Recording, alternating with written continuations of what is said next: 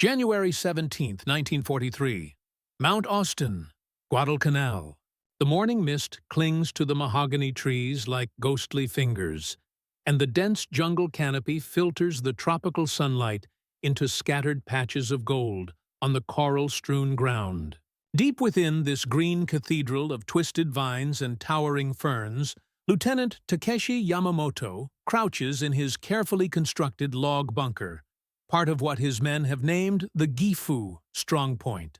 The air hangs thick with humidity and the metallic scent of approaching death. Through the gaps in the camouflaged firing ports, he can hear the distant rumble of enemy movement, American voices carrying on the wind, the clank of equipment, the steady rhythm of boots on jungle trails. But what troubles him most is the silence that follows. A pregnant, unnatural quiet that makes even the tropical birds fall still. The significance of this moment extends far beyond a single fortified position on a remote Pacific island. For nearly 2 years, Japanese forces had perfected the art of jungle warfare, transforming dense tropical forests from obstacles into allies.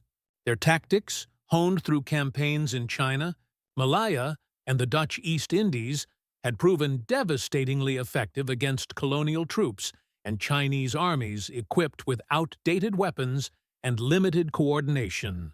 The Japanese soldier, trained in Bushido tradition and conditioned to view death in battle as the highest honor, had come to regard the jungle as his natural domain, a place where superior spirit could triumph over material advantage, where individual courage could overcome technological disparity. The Gifu strongpoint represented the pinnacle of Japanese defensive engineering.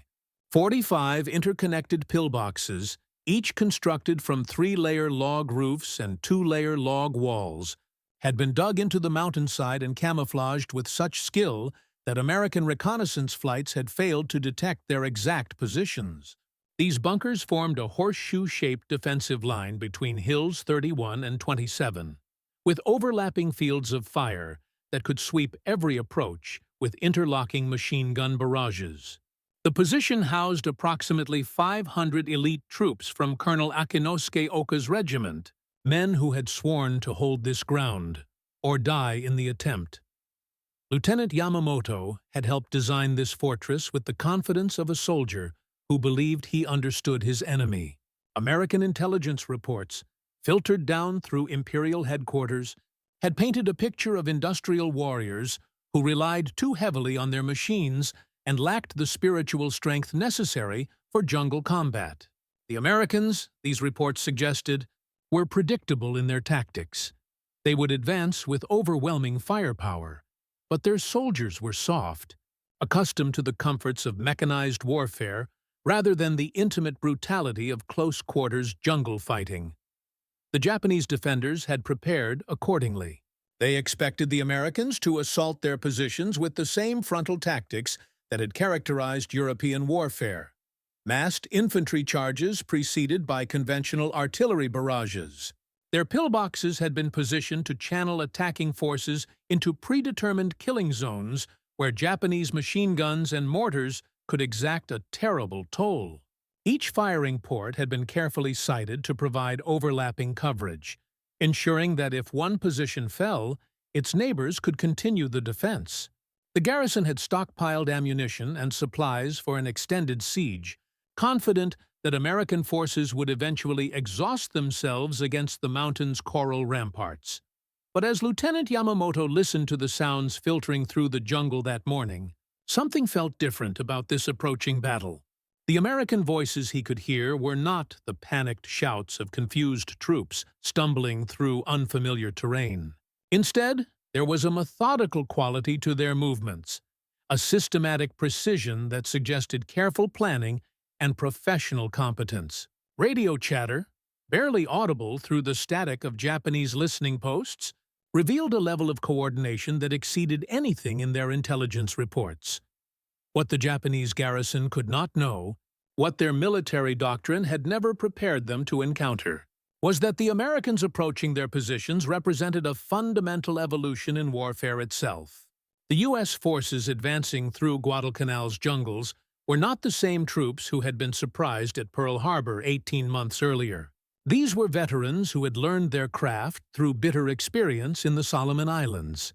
Men who had studied Japanese tactics and developed countermeasures specifically designed to neutralize Bushido spirit through superior firepower and coordination. Americans had transformed artillery from a simple support weapon into the centerpiece of an integrated combat system.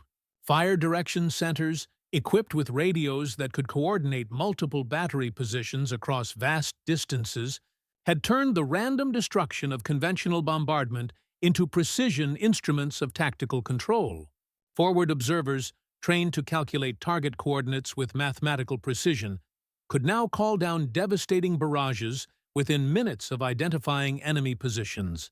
Most revolutionary of all was the time on target technique, a coordination method that allowed artillery units separated by miles to synchronize their fire so that shells from multiple batteries would impact simultaneously, creating concentrated destruction that no defensive position could withstand. The jungle itself had become America's ally in ways that Japanese tactical doctrine had never anticipated. While Japanese forces had learned to use the forest's concealment for ambush and infiltration, American engineers had developed techniques for turning that same environment into a medium for destruction. Artillery shells, fused for airburst detonation, could now penetrate the forest canopy and shower defending positions with deadly fragments. Radio networks, strung through the trees by specially trained communication teams, allowed instant coordination between ground observers and supporting fires. The dense vegetation that Japanese defenders counted on for protection had become a trap, channeling the explosive force of American shells and making escape from targeted areas nearly impossible. Lieutenant Yamamoto's first indication that this battle would be different came not through sight or sound, but through vibration. The ground beneath his bunker began to tremble with a rhythmic pulsing that seemed to emanate from the earth itself. This was not the random shaking of conventional bombardment, where individual shells impacted at irregular intervals. This was something more systematic, more deliberate, a coordinated percussion that suggested multiple artillery batteries firing in perfect synchronization. The technique that was about to shatter the Gifu strongpoint had been developed through months of bitter learning in the Pacific Theater.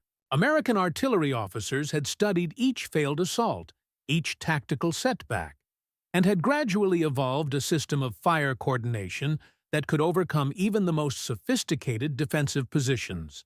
The time-on-target method required precise mathematical calculation. Artillery units at different distances from the target had to fire at carefully calculated intervals, so that their shells would arrive simultaneously, regardless of the varying flight times involved. But the true genius of American artillery coordination lay not just in technical precision, but in systematic integration with infantry tactics. Each advancing American unit was accompanied by forward observers equipped with radios that could instantly communicate target information to fire direction centers miles away.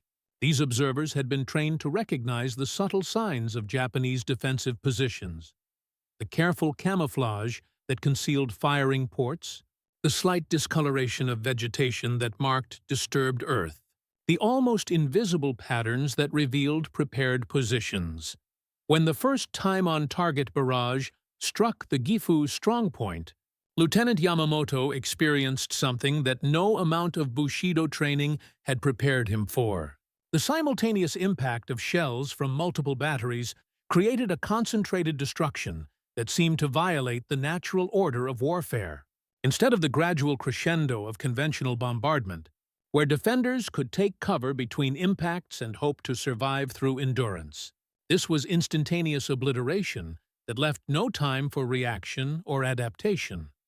The sound itself was unlike anything the Japanese defenders had experienced. Rather than the sequential explosions of individual shells, the time-on-target barrage produced a single, overwhelming roar that seemed to emerge from the jungle itself.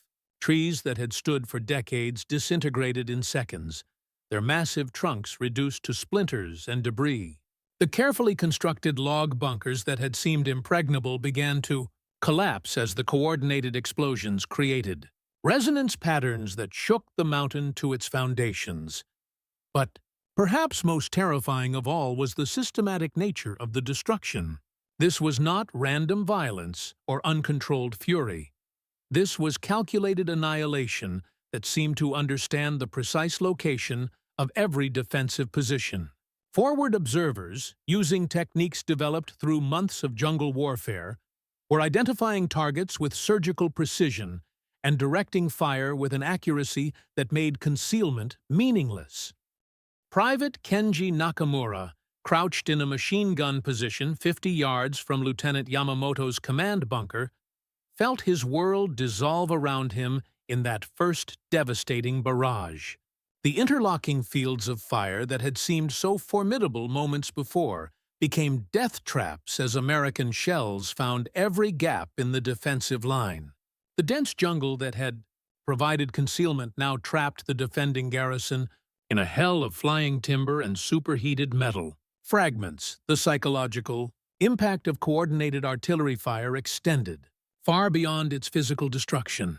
Japanese soldiers, trained to face death with stoic acceptance, found themselves confronting something that challenged their fundamental understanding of warfare. This was not combat between individuals where courage and skill could determine the outcome. This was industrial annihilation that reduced human bravery to irrelevance. The Americans had transformed artillery from a weapon of war into a force of nature, something as implacable and overwhelming as an earthquake or typhoon. As the barrage continued, Lieutenant Yamamoto began to understand that his enemy possessed capabilities that exceeded every assumption about American military doctrine. The coordination required to synchronize multiple artillery batteries across jungle terrain suggested not just superior equipment, but superior systematic thinking about the nature of modern warfare. Each shell that impacted with perfect timing represented not individual marksmanship, but organizational competence that could turn the jungle itself into a weapon. The Japanese had prepared to fight individual Americans, soldiers who would advance through the forest in predictable patterns, vulnerable to ambush and infiltration. Instead, they were facing an integrated system that could bring overwhelming firepower to bear on any point in the jungle within minutes of identification.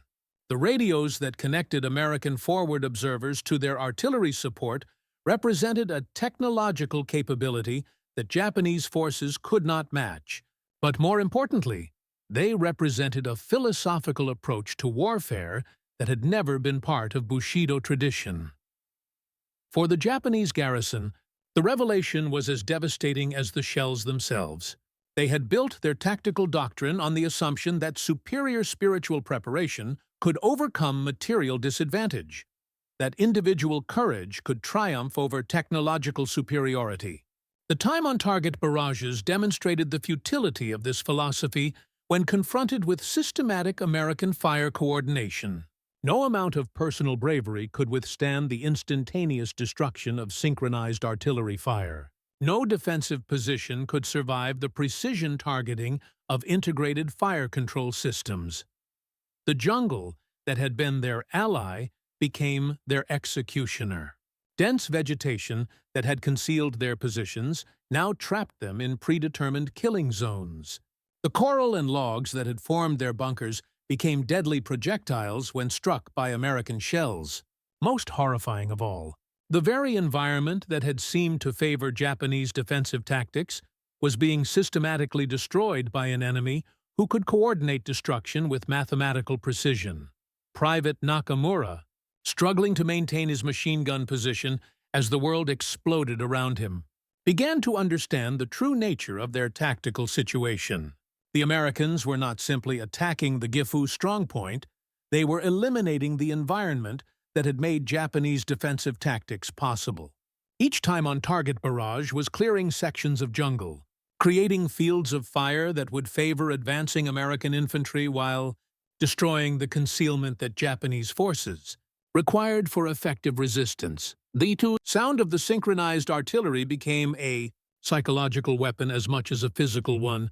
The perfectly timed explosions created acoustic patterns that seemed to violate natural law.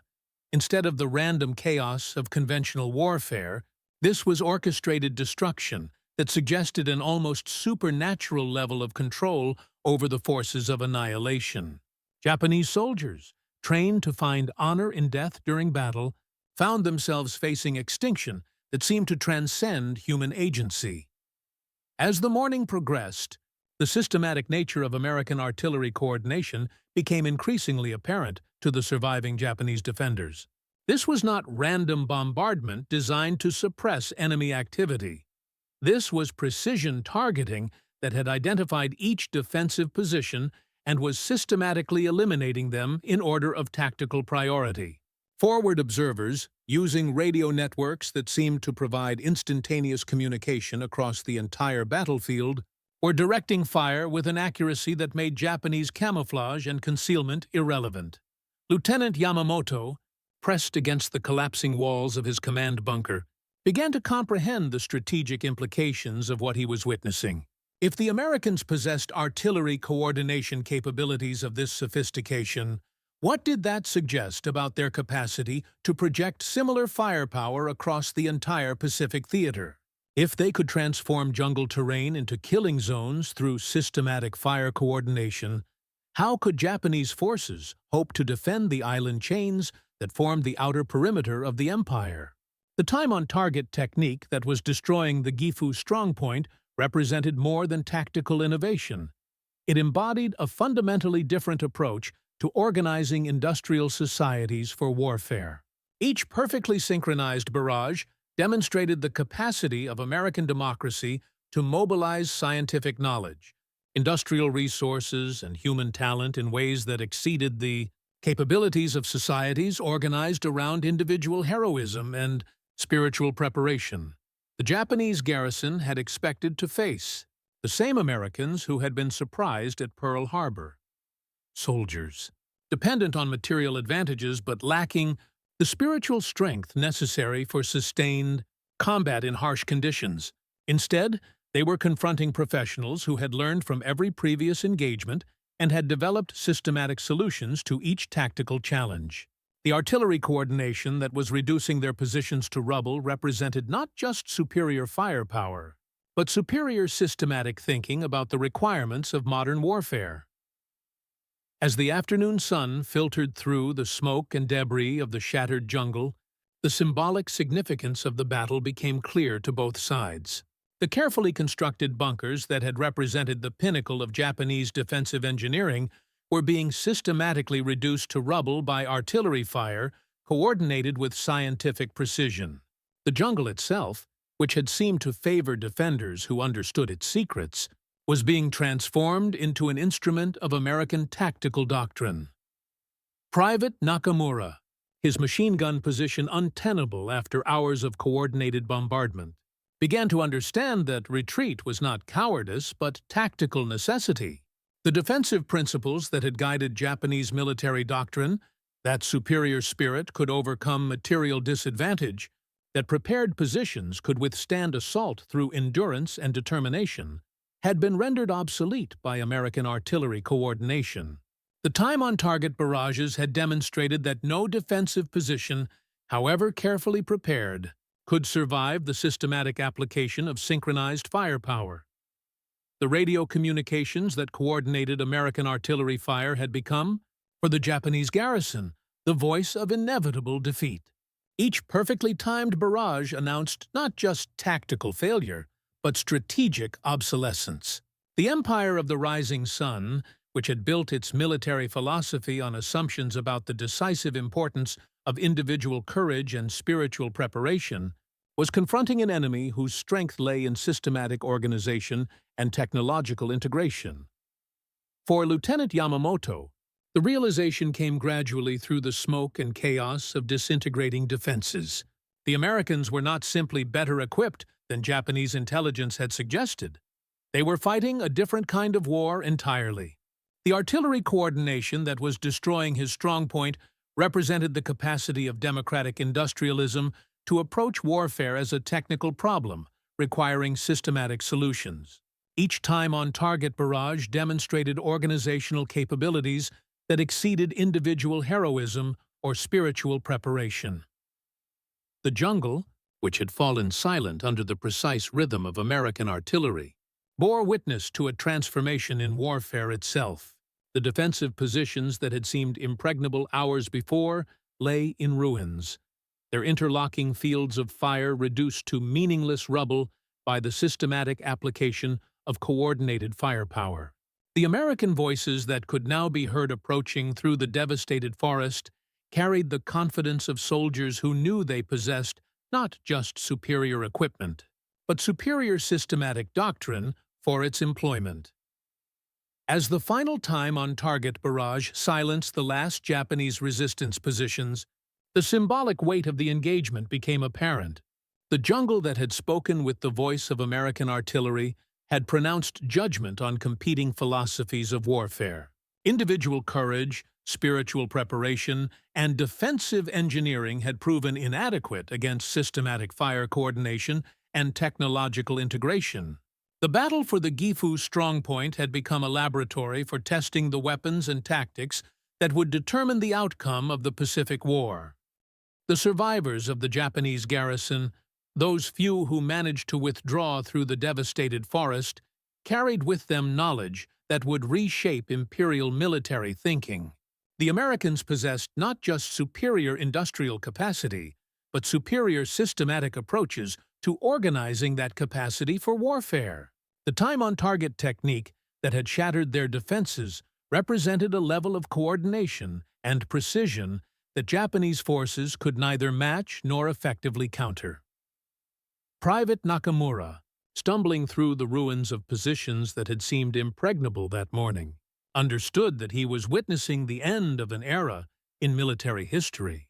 The tactics that had brought Japanese forces victory across the Pacific in 1941 and 1942 had been rendered obsolete by an enemy who approached warfare as a technical challenge, requiring systematic solutions.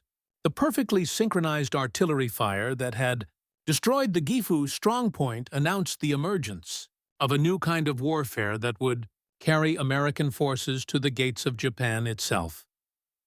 The Tituan's coral and logs that had once formed defensive bunkers now lay scattered through the jungle like the fragments of a discredited military philosophy.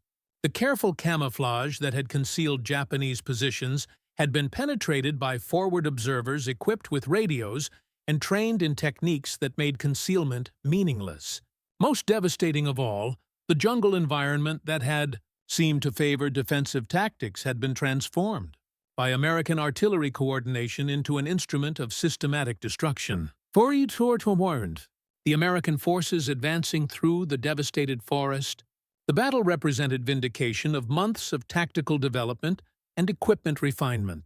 The time-on-target technique that had proved so effective against the Gifu strongpoint would be refined and improved for subsequent engagements, creating a cycle of innovation that Japanese industry, operating under increasing resource constraints, could not match. Each synchronized barrage had demonstrated the capacity of democratic industrialism to solve military problems through systematic application of scientific knowledge and technological resources. The sound of American artillery coordination, which had dominated the acoustic landscape of Mount Austin's jungle, became the soundtrack of Japan's retreat across the Pacific. Each perfectly timed barrage announced not just tactical victory, but strategic superiority in organizing industrial societies for warfare. The jungle itself had become a medium for demonstrating the advantages of systematic thinking over individual heroism, of technological integration over spiritual preparation.